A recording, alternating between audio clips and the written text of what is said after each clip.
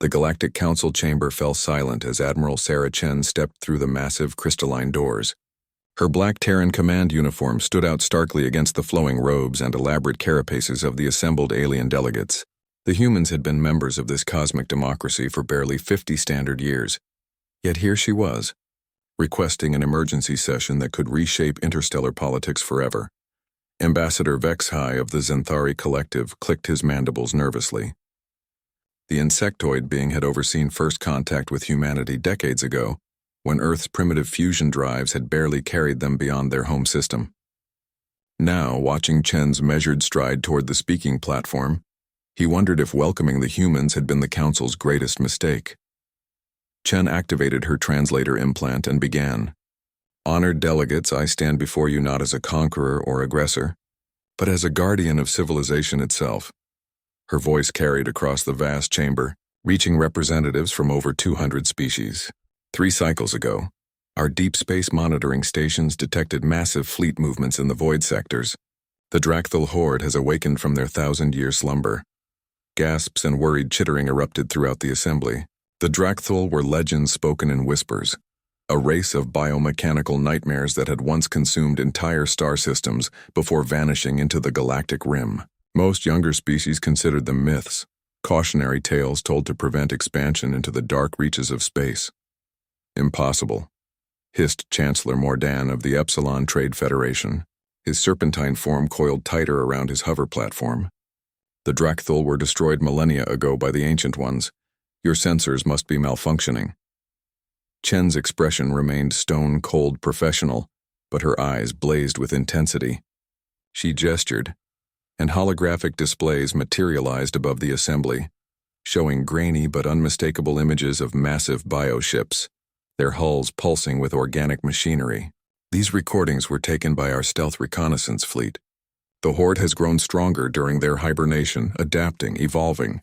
Our xenobiologists estimate their current fleet strength at over 50,000 vessels. The chamber erupted into chaos. Some delegates called for immediate evacuation of the outer colonies.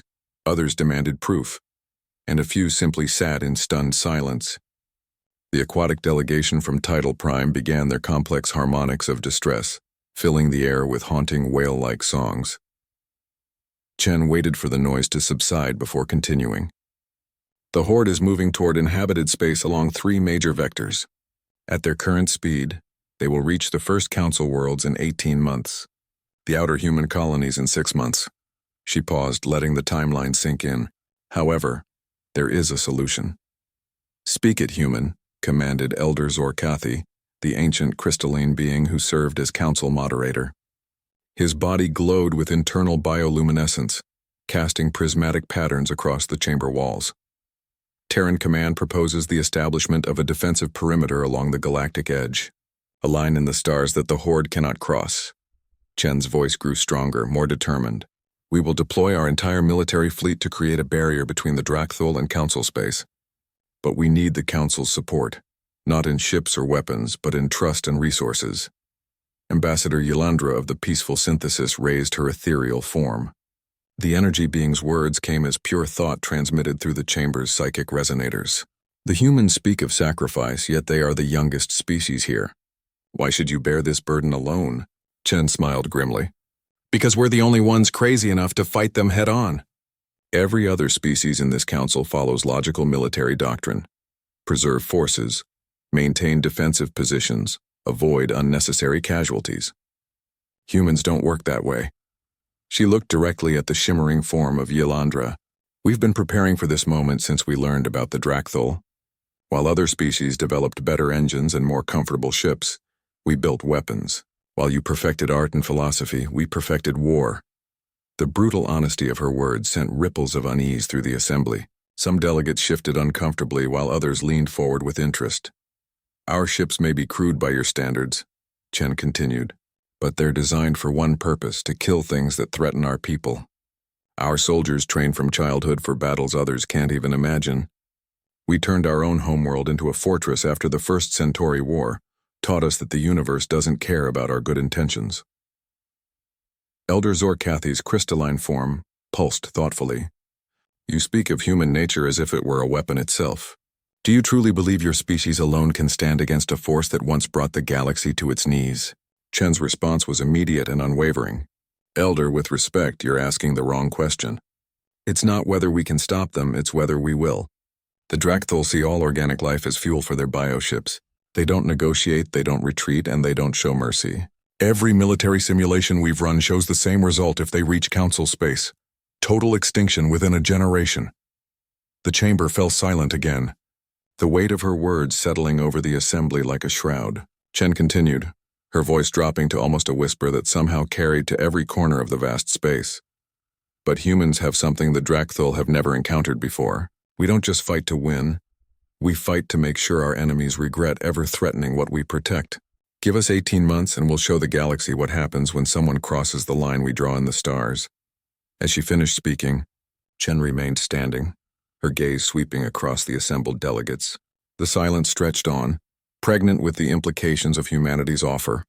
In the distance, through the chamber's transparent walls, the lights of 1,000 worlds twinkled in the cosmic darkness, each one potentially doomed if the wrong decision was made here today. 6 months later, the transformation of human space was nothing short of miraculous and terrifying. Captain Marcus Rodriguez piloted his stealth courier through the new Gibraltar system, watching massive industrial platforms consume asteroids and convert them into ship hulls at impossible speeds. What had once been a quiet mining colony now resembled the beating heart of a war machine that spanned light years. "Mother of God," whispered Lieutenant Sarah Okafor from the co-pilot's seat. She was fresh from the academy, assigned to document the military buildup for Terran command archives. "I've never seen anything like this scale of construction." Rodriguez had been flying military transports for 20 years, but even he was awed by the sight. Shipyards that normally took decades to build had been completed in months using emergency fabrication protocols. The Council had kept their word, providing raw materials and manufacturing technologies in exchange for humanity's protection of their worlds. "Wait until you see the battle group Titan yards at Wolf 359, Rodriguez replied, adjusting their course toward the inner system. "They're building the largest warships in galactic history. Each one carries more firepower than most planetary defense grids."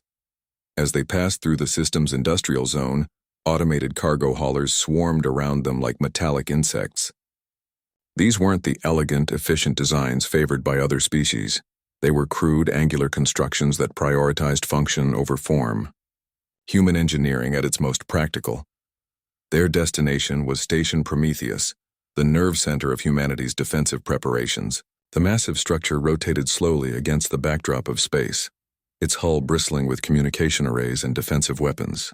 As their shuttle approached the docking bay, Rodriguez pointed out the sleek ships lined up along the station's flanks. "Ghost Squadron," he explained to Okafor. "Our deep reconnaissance teams. They've been playing hide-and-seek with Drakthul scout ships for 3 months now. The intelligence they're gathering is probably the only reason we're not all dead already." Commander Elena Vasquez met them at the airlock, her cybernetic eye glowing softly as she processed incoming tactical data. Half of her face was covered in burn scars from the Proxima incident, where she'd held off 3 Drakthul bioships with a single destroyer. She'd become something of a legend among the fleet crews. "Rodriguez, good to see you made it through the gauntlet," she said, clasping his hand firmly. "Lieutenant Okafor, welcome to the war room. Hope you're ready to see how we're planning to save civilization." They followed her through corridors filled with rushing personnel. Humans, Anthari, and even a few crystallines or Kathi engineers worked side by side, their species differences forgotten in the face of the approaching threat. Okafor noticed how the aliens looked at the humans with a mixture of respect and unease. The main tactical center was a cathedral of war planning. Holographic displays showed the entire galactic edge, with red markers indicating confirmed Drakthul positions and blue lines representing planned human defensive zones. The scale was staggering. Humanity was preparing to defend a front line spanning thousands of light years. "The Horde is moving faster than we initially calculated," Vasquez explained, highlighting several rapidly advancing red markers. "Our latest intelligence suggests they've developed some kind of space-folding technology. They're not just traveling through space, they're compressing it." Admiral Chen materialized in the center of the room via hologram, broadcasting from her flagship somewhere on the front lines. Her image flickered occasionally as Drakthul jamming attempts interfered with the transmission. Status report. Commander. Chen's voice crackled through the speakers. The first contact has been made, Vasquez replied grimly.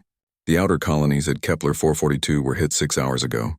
The colonists managed to evacuate, but we lost 3 destroyers in the covering action. The good news is our weapons are effective against their bioships. The bad news is they're learning to adapt to our tactics in real time. Admiral Chen nodded, her expression grim but determined. That's why we're implementing Protocol 7 immediately. Every human ship, every station, every settlement from here to the Galactic Rim is now part of the defensive grid. No retreats, no fallback positions. We hold the line or we die trying. Lieutenant Okafor stepped forward hesitantly.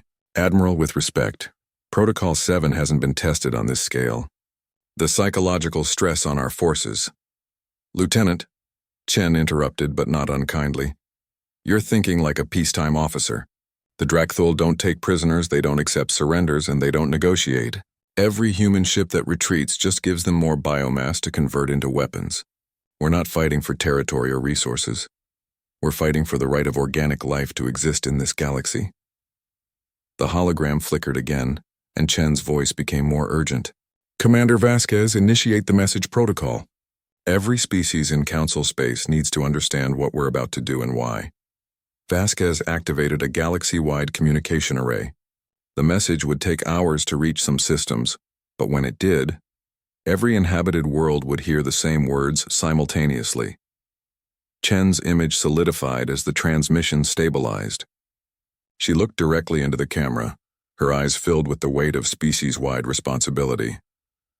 This is Admiral Sarah Chen of Terran Command, speaking to every sentient being in Council space.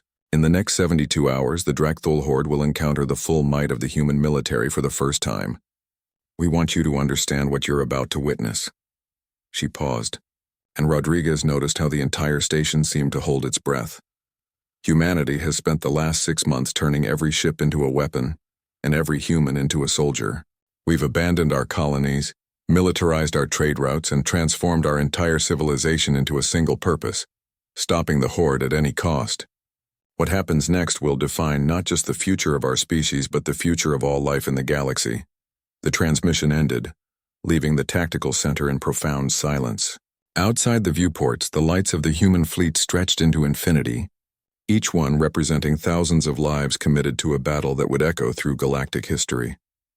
Commander Vasquez turned to Okafor with a sad smile. Welcome to humanity's finest hour, Lieutenant. Let's hope we survive to see how it ends.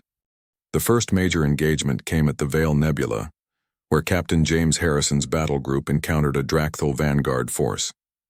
His flagship, the UES Defiance, led 37 human vessels against what their sensors identified as over 200 enemy bioships.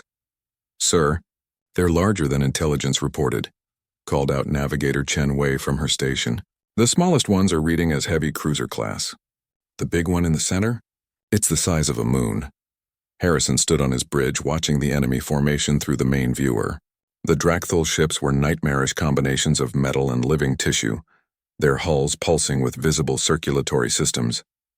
Organic weapons pods opened like flowers along their flanks, revealing rows of bioplasma cannons that glowed with hungry light. All ships, this is Defiance Actual, Harrison broadcast to his fleet. Remember your training. These things are fast healers, but they can't adapt if they're dead. Concentrated fire, maximum aggression. Today we show the galaxy what human stubbornness looks like. The Drakthul responded to their presence with typical efficiency.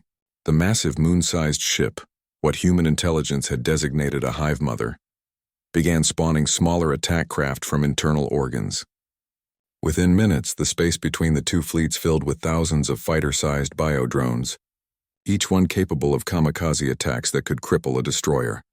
Launch all fighters, Harrison ordered, and activate the Prometheus protocols. What happened next would become legend among the human fleet. Instead of deploying in defensive formations like most species, the human fighters accelerated directly into the swarm of biodrones. Each pilot had volunteered for what Command euphemistically called extreme engagement. Tactics are essentially turning their own ships into guided missiles when conventional weapons failed. Lieutenant Commander Maria Santos led fighter, Wing Alpha in her modified interceptor. Her ship was stripped of everything non-essential. Life support was reduced to a 4-hour supply, armor was replaced with additional weaponry, and her ejection seat had been removed entirely to make room for more ammunition. Alpha Wing, form up for a knife-edge run, she called to her squadron. We're going to carve through their center and give the capital ships a clear shot at that hive mother. The human fighters hit the Drakthul drone swarm like a spear thrust. Santos watched her targeting computer as it highlighted dozens of enemy contacts, but she ignored them all. Her mission was the command ship, and nothing would stop her from reaching it. Santos, you've got 15 drones on your tail, warned her wingman Lieutenant Torres. Then take them off, she replied, rolling her fighter through a gap between two bioships. The Drakthul vessels immediately began tracking her with their organic weapons. But human fighters were built for exactly this kind of insane maneuvering. Behind her, the UES Defiance opened fire with its main batteries. Human naval doctrine had evolved during the 6 months of preparation, emphasizing overwhelming firepower over elegant tactics. The Defiance carried 3 times the armament of comparable alien warships, achieved by removing crew comfort areas, scientific laboratories, and diplomatic facilities. The ship's kinetic bombardment system launched projectiles at significant fractions of light speed. When they struck the Drakthul bioships, the impacts created brief stars of destruction that could be seen from neighboring star systems. Direct hit on their heavy cruiser, Analog, reported Weapons Officer Singh. The target is venting atmosphere and biological fluids. It's regenerating, but slowly. Harrison nodded grimly. Keep hitting it. And someone get me a firing solution on that hive mother. The battle developed into a brutal slugging match that lasted for 18 hours. Human ships designed for short, decisive engagements found themselves in an extended campaign of attrition against enemies that could literally heal their battle damage in real time. But the humans had prepared for this too. Initiate rotation protocol, Harrison ordered as his ship's weapon systems began to overheat. All odd-numbered vessels fall back for rearmament. Even-numbered ships advance to firing positions. The human fleet split in half with fresh ships moving forward while damaged vessels retreated to mobile repair stations positioned throughout the battle zone. It was a strategy that required perfect coordination and absolute trust between ship commanders, something that would have been impossible for most species to achieve in combat conditions. Commander, Santos had managed to reach the hive mother's surface, strafing the massive ship's sensor arrays with concentrated laser fire. Her fighter was running on fumes and emergency power, but she'd accomplished her mission of creating a targeting window for the fleet's heavy weapons. All capital ships. This is Santos, she transmitted on the emergency channel. I've marked the target's central nervous system. It's that cluster of spinal columns near the forward biomass intake. Firing solution is uploaded to your tactical computers. Harrison looked at his tactical display and saw what Santos had found, a vulnerable point in the hive mother's organic architecture. All ships concentrate fire on Santos's marker. Full bombardment, everything we have. The combined firepower of 37 human warships struck the hive mother simultaneously. The massive bioship's death scream was audible across multiple dimensions, a psychic wail that overloaded the sensor equipment of every ship in the battle zone. As the hive mother broke apart, its escort vessels immediately began retreating toward the galactic rim. But the human fleet didn't pursue. They had accomplished something more important than victory in a single battle. They had proven that the Drakthul could be killed. All ships, stand down from battle stations, Harrison ordered. Damage control teams begin recovery operations, and someone get me a communication link to Admiral Chen. She needs to know that the line is holding. As the smoke cleared from the battle zone, the human fleet began the grim task of tallying their losses. They had lost 9 ships and over 3,000 crew members, but they had destroyed an enemy force 3 times their size. More importantly, they had sent a message that would reach every Drakthul hive mother in the advancing fleet.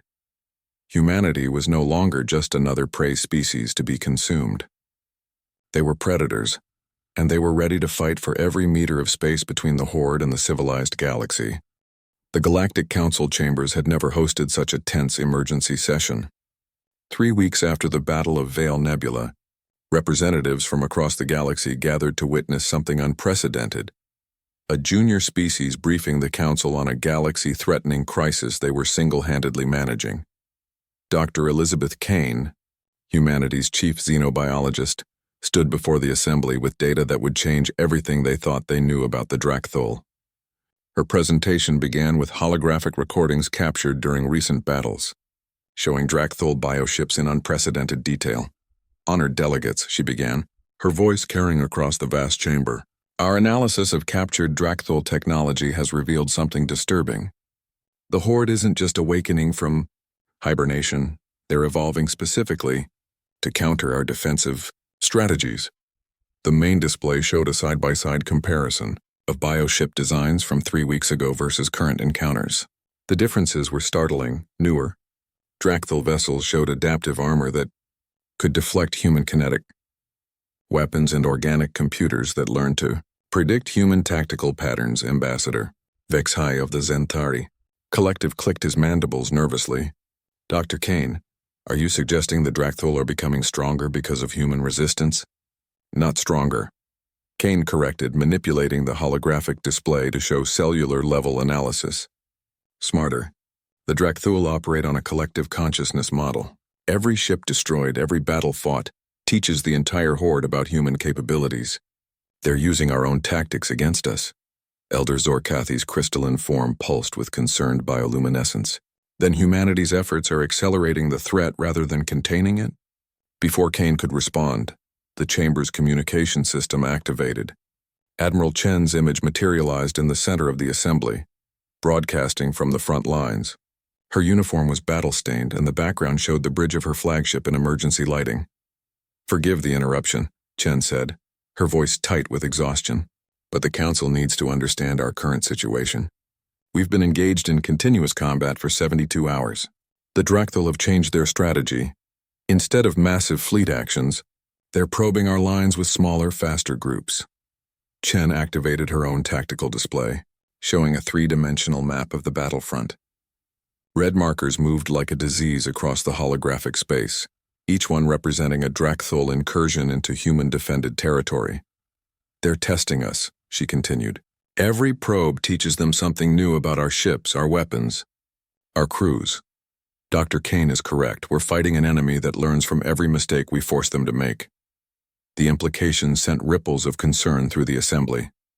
Chancellor Morden of the Epsilon Trade Federation uncoiled from his platform, his serpentine form betraying obvious agitation.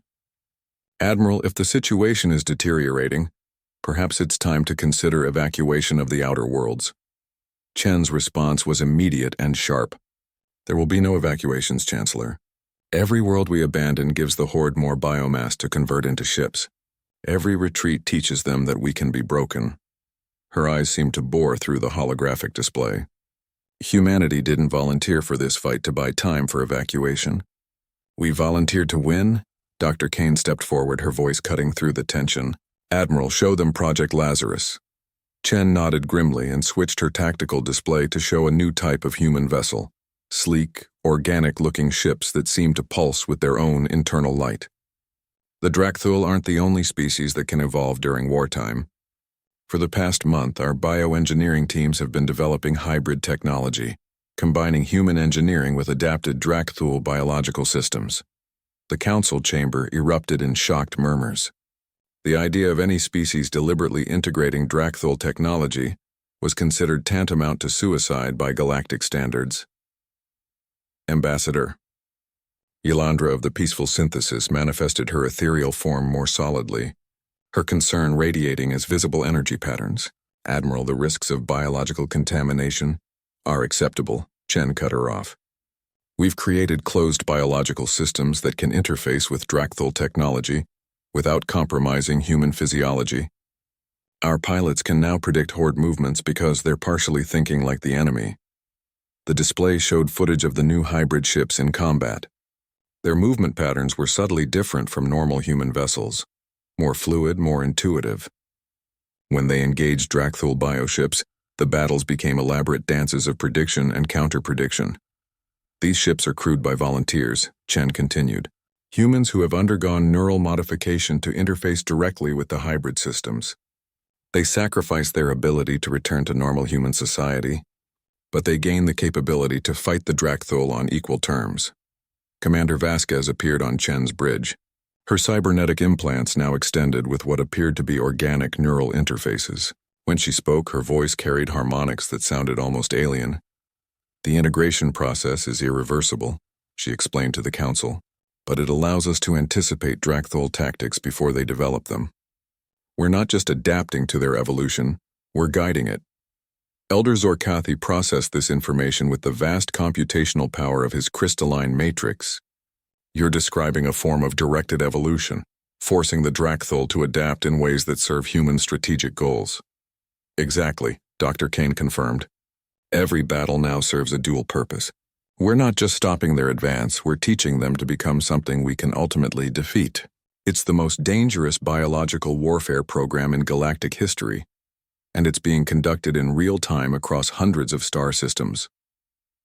The chamber fell silent as the implications sank in. Humanity wasn't just holding the line, they were transforming both themselves and their enemies in a cosmic-scale experiment that could determine the future evolution of life in the galaxy. Chancellor Mordon spoke first, his voice filled with a mixture of awe and horror. You're playing with forces that could destroy all organic life if you miscalculate. Admiral Chen's smile was cold as space itself. Chancellor, organic life is already scheduled for destruction if we do nothing. The difference is that now we have a chance to determine what replaces it. She paused, letting her words echo through the chamber. The question isn't whether humanity's methods are dangerous. It's whether you trust us enough to see them through to completion. As she finished speaking, new alerts began flashing on her tactical display. The next wave of Drakthol probes was beginning, and humanity's hybrid defenders were moving to intercept them. The Council watched in fascination and terror as a new chapter in galactic evolution began to unfold before their eyes.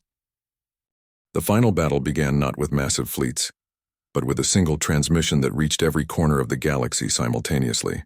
The Drakthol Overmind, a collective consciousness spanning millions of bioships, spoke directly to every sentient species for the first time in recorded history. The message bypassed all conventional communication systems, appearing as pure thought in the minds of every sapient being. On Earth, in the deep command bunkers beneath the Rockies, General Harrison felt the alien presence invade his consciousness like ice water in his veins. "We have learned," the voice echoed in languages that had never been spoken. "The small species that calls itself human has taught us adaptation. We thank you for this gift. Now we will show you what we have become." Across human space, Admiral Chen felt the communication on the bridge of her hybrid command ship, the UES Synthesis. The vessel was no longer purely human. Its hull flowed with organic conduits that pulsed in rhythm with her own heartbeat. She had become something between human and Drakthol, a living bridge between two forms of life that had never been intended to coexist. "All hybrid vessels, prepare for convergence protocol," she broadcast to the scattered human fleet.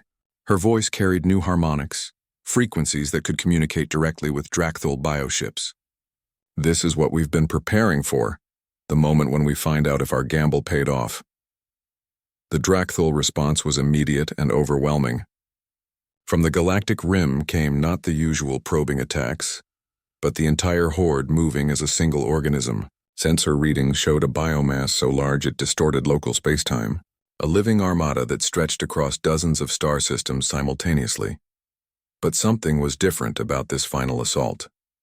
Dr. Elizabeth Kane, now partially integrated with Drakthol neural networks, could sense the changes in the horde's collective consciousness. Months of combat against human forces had indeed changed them, but not in the way humanity's leaders had hoped. "Admiral," she called from her station aboard the Synthesis, "the Overmind has evolved beyond our projections. It's not just adapting to our tactics, it's incorporating human strategic thinking into its collective consciousness." On the main display, the approaching horde showed formation patterns that were unmistakably human in origin. They had learned discipline, coordination, and most dangerously, the concept of sacrifice for strategic advantage. The chaotic swarm behavior that had characterized previous Drakthol attacks was gone, replaced by military precision that rivaled humanity's best formations. Commander Vasquez, her consciousness now spanning multiple hybrid ships simultaneously, provided real-time analysis. "They've learned our greatest strength, the willingness to die for something larger than ourselves. Each bioship is now expendable in service to the Overmind's objectives." The first wave hit the human defensive line at the Barrier Nebula, where humanity had constructed the largest military installation in galactic history. The station was a fusion of human engineering and adapted Drakthul biotechnology, a living fortress that could repair itself and grow stronger with each attack. Captain Rodriguez, now commanding a squadron of hybrid fighters, led the first intercept mission. His ship was no longer the crude metal construct of traditional human engineering. It was a symbiotic organism that responded to his thoughts and emotions. When he felt anger, its weapons charged faster. When he experienced fear, its defensive systems activated automatically. "All wings, remember your training," he broadcast to his squadron. "We're not fighting to destroy them anymore. We're fighting to complete them. Every Drakthul ship we engage becomes part of the larger pattern. Make every shot count toward the final convergence." The battle that followed defied every principle of conventional warfare. Human and Drakthul vessels danced around each other in complex patterns that seemed more like a cosmic ritual than a military engagement. When ships were destroyed, their wreckage was immediately absorbed by other vessels, creating new hybrid forms that combined the best aspects of both technologies. Admiral Chen watched from the synthesis as the engagement evolved into something unprecedented. "All hybrid commanders, initiate the Transcendence Protocol. It's time to show the galaxy what we've really been building." Across the battlefront, human vessels began a transformation that shocked even their own crews. The ships dissolved their physical boundaries, merging with nearby Drakthul bioships in a process that created entirely new forms of spacefaring life. Crews that had volunteered for neural integration found themselves becoming part of a collective consciousness that spanned both species. But this wasn't the absorption that the Drakthul had practiced for millennia. Instead of consuming human consciousness, the merge created a hybrid awareness that retained the best aspects of both civilizations. Human creativity and determination, combined with Drakthul efficiency and unity. The Overmind's response revealed the true scope of humanity's strategy. As more ships merged, the collective consciousness began to change, becoming something that was neither purely human nor purely Drakthul. The aggressive hunger that had driven the Horde for eons was tempered by human concepts of protection and sacrifice. "The convergence is working," Dr. Kane reported, her consciousness now distributed across multiple bioships.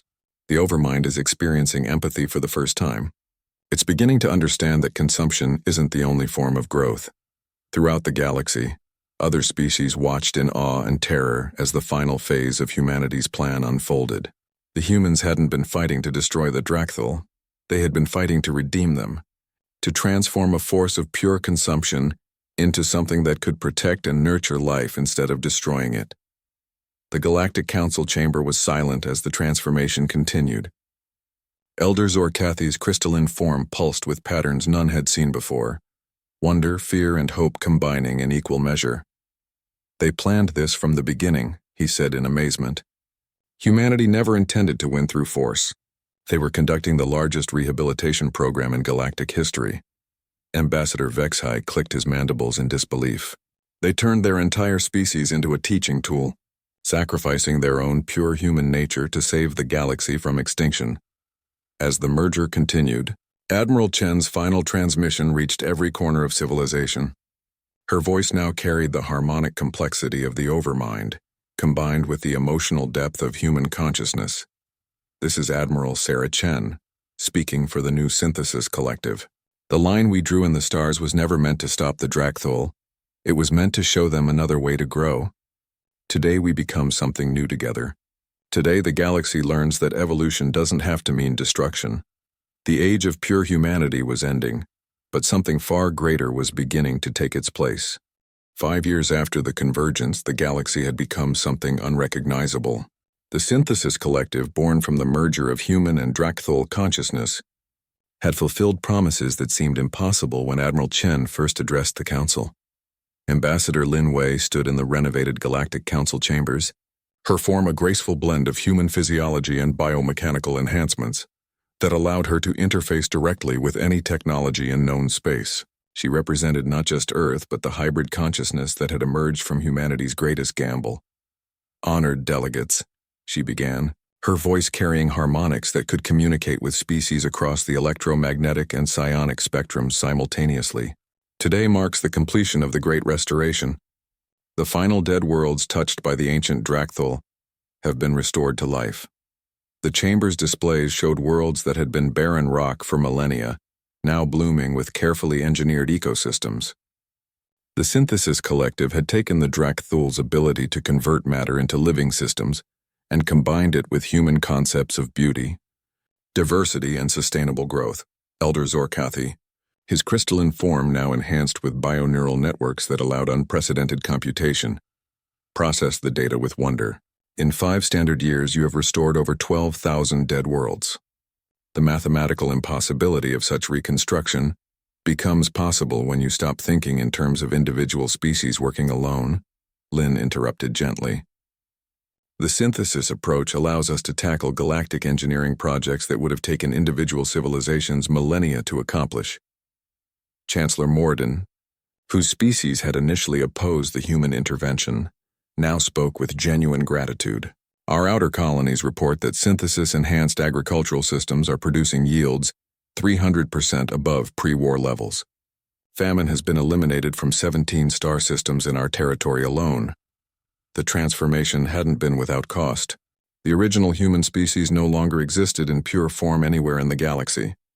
Those who had undergone the hybrid process had become something new, while those who remained unmodified had chosen to enter stasis, waiting to see if their sacrifice would prove worthwhile. Lin accessed the collective memory banks, feeling the presence of billions of consciousness streams that had once been separate humans and Drakthul. Admiral Chen was still there, her personality intact but expanded beyond anything a single biological brain could have contained. Captain Rodriguez commanded fleets of bioships that could think and feel. Dr. Kane had become a living database of xenobiological knowledge that spanned galactic history. There have been concerns, admitted Ambassador Yelandra. Her energy form now stable enough to maintain physical coherence indefinitely, thanks to synthesis biostabilization technology. Some species worry that the collective represents a new form of conquest, assimilation through cooperation rather than force. Lin nodded, acknowledging the fear that many species still harbored. The Synthesis Collective operates on principles of voluntary association. No species is forced to join. No individual is compelled to undergo enhancement. We exist to serve and protect, not to expand or dominate. To demonstrate, she activated a galaxy-wide communication channel that connected to every synthesis ship and station. The combined consciousness of humanity's descendants responded as a single voice, yet each individual personality remained distinct and recognizable. We are the children of Earth and the Horde, they sang in perfect harmony. We chose transformation to preserve choice for others. We became gardeners of stars so that every species could grow according to its own nature. The display showed the current distribution of the collective across the galaxy. They had maintained their self-imposed role as guardians of the galactic edge, but now their mission had expanded to include environmental restoration, technological assistance, and protection against other cosmic threats that periodically emerged from beyond the known regions. 3 months ago, Lin continued, our deep space monitors detected massive energy signatures from the void reaches, something larger than the Drakthul Horde, possibly machine intelligence from the galactic core.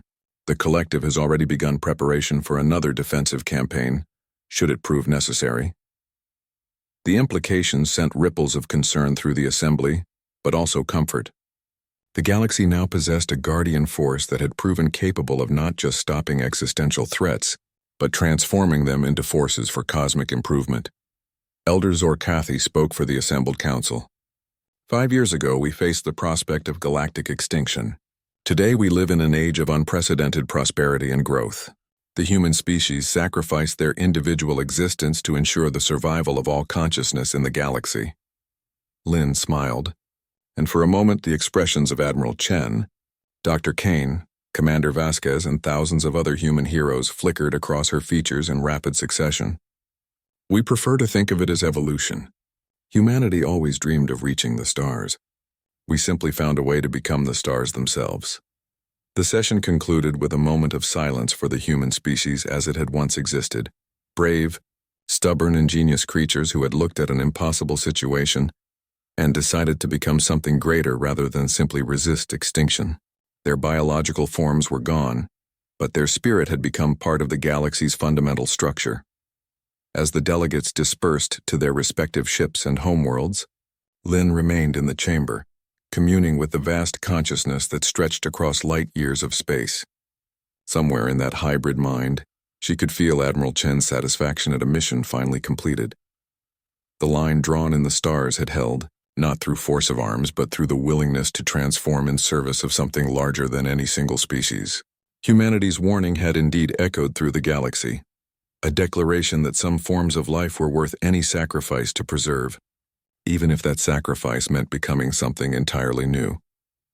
In the depths of space, beyond the edge of mapped territory, the Synthesis Collective continued its eternal watch. They had become the guardians that their original human nature had always aspired to be, protectors not just of their own kind, but of the infinite diversity of consciousness that made the universe worth defending. The stars themselves bore witness to humanity's ultimate triumph. They had not merely survived extinction, but had transformed it into the foundation for a new age of cosmic civilization.